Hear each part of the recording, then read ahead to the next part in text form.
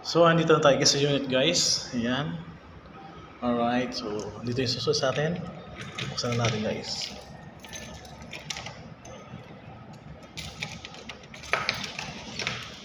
Yun, oh. Alright. So, kinuha natin, guys, yung yung pinalaundry natin. Ayan. Natin yung ilaw. Copy natin. Main. Okay. All goods.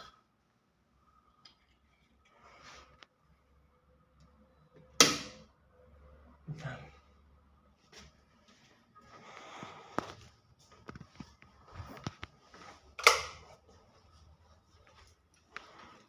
Daming kalat, guys, oh.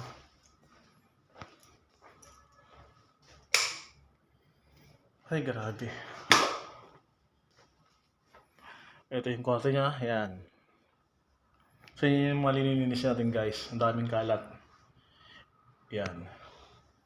Iniwan ng ng kliyente nila. So, lilinisin natin yan, guys.